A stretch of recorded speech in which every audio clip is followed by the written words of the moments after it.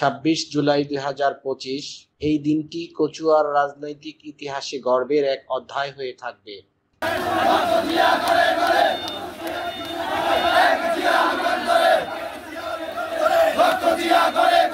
দেশনায়ক জনাব তারেক রহমানকে নিয়ে কটূক্তির প্রতিবাদে জননেতা মোশাররফ হোসেন মিয়াজির নির্দেশে কচুয়া রহিমানগর বাজারে অনুষ্ঠিত হয় এক বিশাল গণমিছিল ও প্রতিবাদ সভা।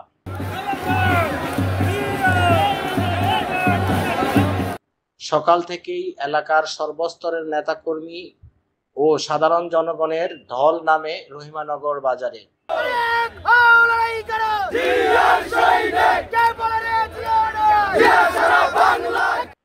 হাতের প্লেকার্ড, কণ্ঠে স্লোগান, তারেক রহমান আমাদের হৃদয়ের নেতৃত্ব, এ যেন প্রতিবাদের ঝড় হয়ে ওঠে গোটা জনপদ। বক্তব্যে বক্তারা দেশনেত্রী বেগম খালেদা জিয়া ও তারেক রহমানের বিরুদ্ধে কোনো অপপ্রচার বা কটূক্তি আমরা বরদাস্ত করব না বলে জানান। মোশাররফ হোসেন মিয়াজির নেতৃত্বে কচুয়ার রাজপথ থাকবে কঠিন জবাব। প্রতিবাদ সভায় স্থানীয় বিএনপি ও অঙ্গ সংগঠনের নেতারা ছাড়াও বিভিন্ন শ্রেণী পেশার মানুষ স্বতঃস্ফূর্তভাবে অংশগ্রহণ করেন। তারা আরো বলেন, রাজপথ থেকে এই অপমানের জবাব দেওয়া হবে এবং ষড়যন্ত্রকারীদের মুখোশ খুলে দেওয়া হবে। এ যেন কচুয়ার বুকে এক অনন্য প্রতিবাদের দিন। ২৬/৭/২০২৫ ইতিহাস হয়েই থাকবে।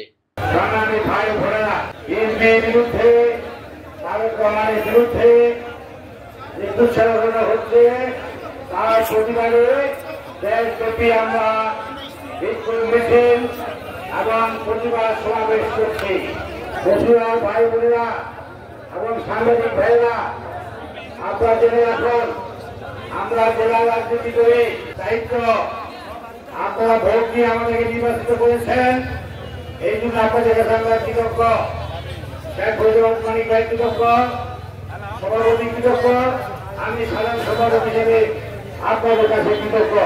তারেক রহমান সাহেব আমাদেরকে বলেছে, কচুয়া যাও, পাথর যাও, যাও, আঞ্জিল যাও, আইনসর যাও, ভোটগুন যাও, এর প্রতিবাদ করো। প্রতিবাদ করার জন্য আমরা প্রত্যেক জেলায় ঘুরে বেড়াচ্ছি। এইখানে যে আয়োজনটা হয়েছে, এই আয়োজনটা তারেক রহমানের জন্য, বিএনপির জন্য, এইটা কোনো পার্লামেন্ট নির্বাচনে কোনো প্রার্থীর জন্য নয়। যুবদল, ছাত্রদল এবং স্বেচ্ছাসেবক দল সহ বিএনপির অঙ্গ সংগঠন এই সাধারণ ছাত্রছাত্রীদের পাশে থেকে আন্দোলন সংগ্রাম করে ফ্যাসিস্ট হাসিনাকে বাংলাদেশ থেকে পালিয়ে যেতে বাধ্য করেছে। আমার এই আন্দোলন সংগ্রাম করতে গিয়ে ফ্যাসিস্ট হাসিনার পুলিশ বাহিনী মামলা দিয়েছে, যুবদলের নামে মামলা দিয়েছে, ছাত্রদলের নামে মামলা দিয়েছে, স্বেচ্ছাসেবক দলের নামে। সেই দিন তো এই সাধারণ ছাত্রছাত্রীদের নামে মামলা দেয়নি। আজকে ৩১ বছর সাধারণ ছাত্রছাত্রীদের আন্দোলনের মাধ্যমে হাসিনা বিজয় হয়েছে। সাধারণ ছাত্রছাত্রীদের আন্দোলন ছিল ওটার বিরুদ্ধে, বৈষম্যের বিরুদ্ধে।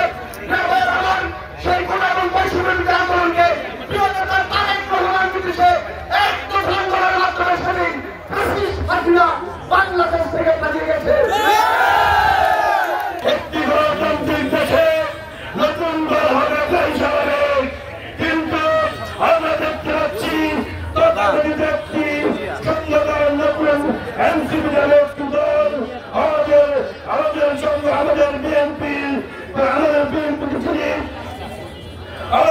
গণতন্ত্র চেয়ারম্যান এবং তারুণ্যের অহংকার এই বাংলাদেশের অবিসম্ভব নেতা এবং আগামী দিনের প্রধানমন্ত্রী জনাব তারেক রহমানকে নিয়ে কটূক্তি করছেন।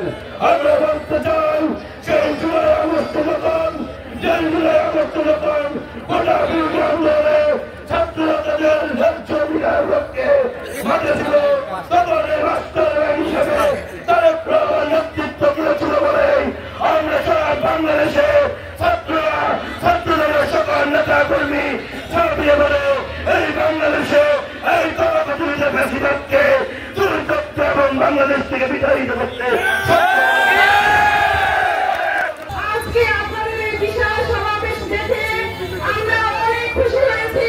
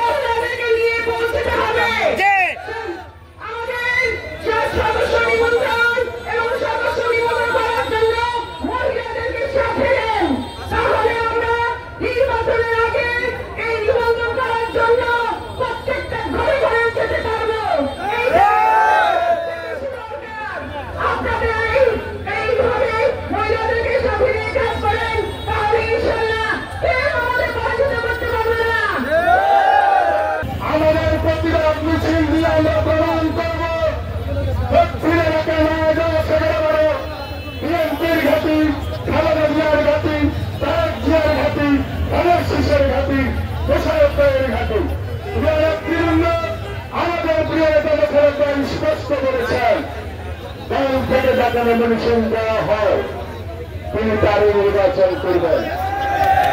তিনি বক্তব্যের বসায় বলেছেন ওনাকে যদি দলের সিস্টেমিক না দেওয়া হয় আমাদের এই হাজার হাজার নেতা কর্মী নিয়ে যাকে নমিনেশন দেওয়া হয় তার পক্ষে কাজ করবে।